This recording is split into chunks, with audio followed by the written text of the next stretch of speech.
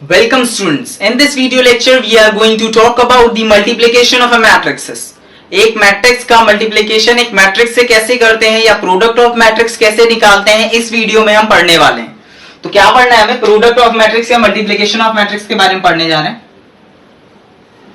Product matrix के बारे में पढ़ेंगे।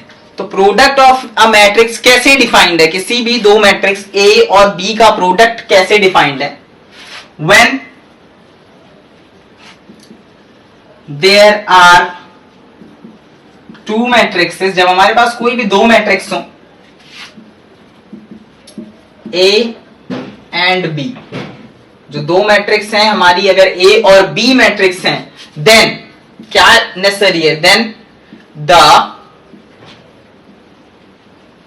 कॉलम ऑफ फर्स्ट मैट्रिक्स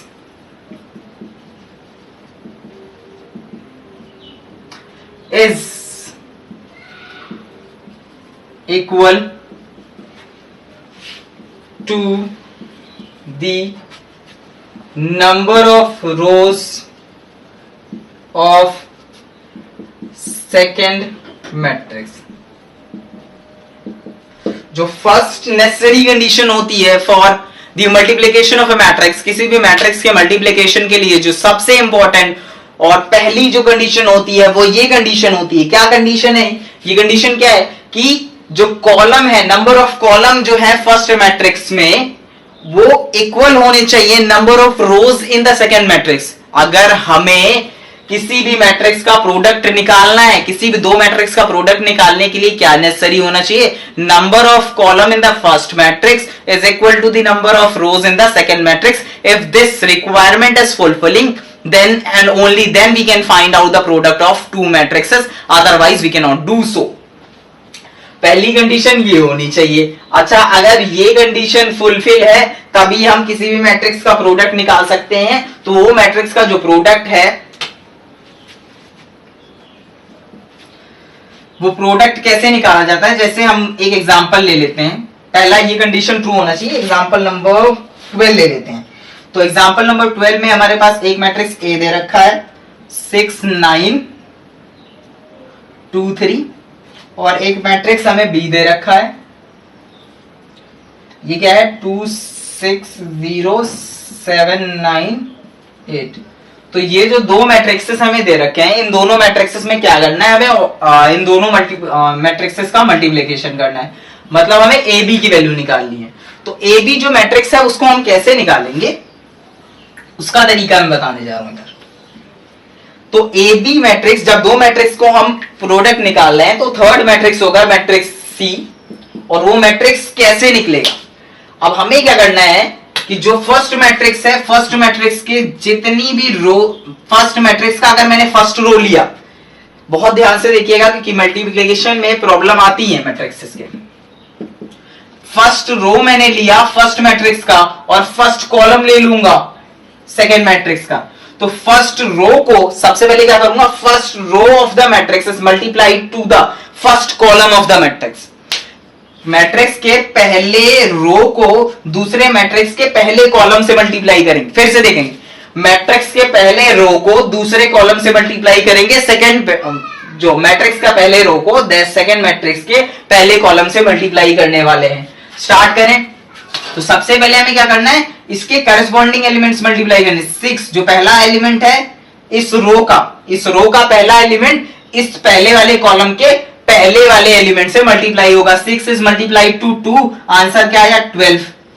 ठीक, अब क्या करना है नेक्स्ट? जो 9 है वो सेकेंड एलिमेंट 7 से मल्टीप्लाई होगा। 9 ये सेकेंड एलिमेंट है हमारी रो का, सेकेंड एलिमेंट है हमारी पहली रो का, और ये सेकेंड एलिमेंट है 7 हमारे पहले कॉलम का सेकेंड मैट्रिक्स के। तो 9 जो है वो 7 से मल्टीप्लाई होगा। ठीक है, 7 9 63। अब क्या करना है? अब हमें सेकेंड वाली रो लेनी है। सेकेंड वाली रो को फर्स्ट कॉलम में मल्टीप्लाई कर देना, यहां पे एलिमेंट हमारे आ जाएंगे। ठीक, तो 2 और 3, 2 को मल्टीप्लाई करेंगे 2 से।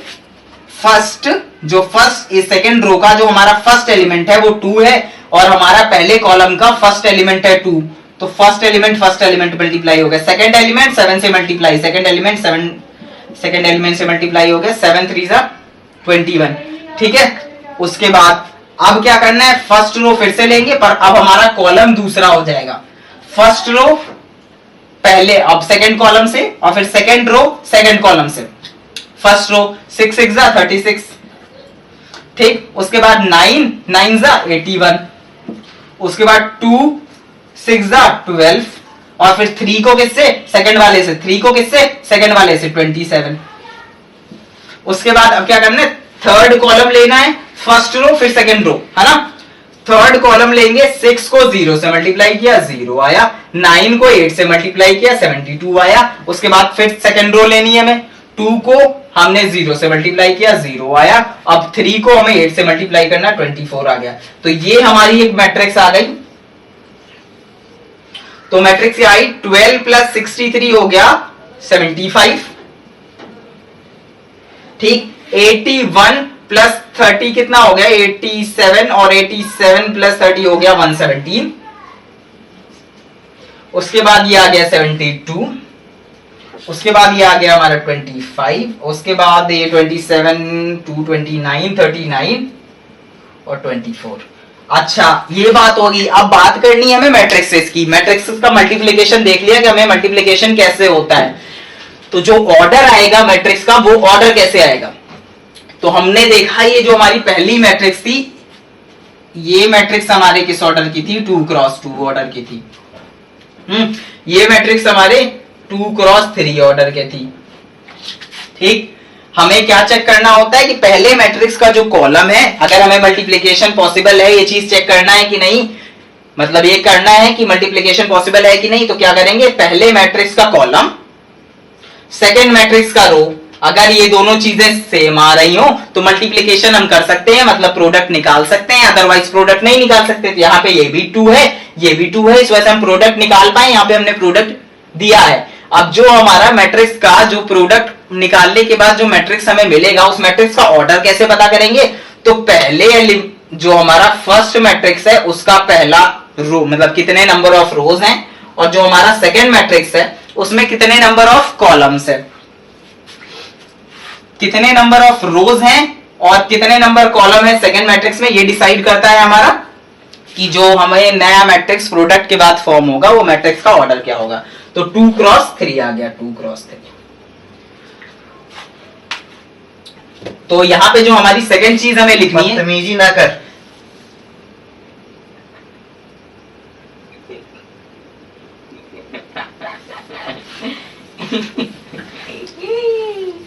आप शांत हो जाओ यार, बीच में मैं एडिट कर रहा हूं।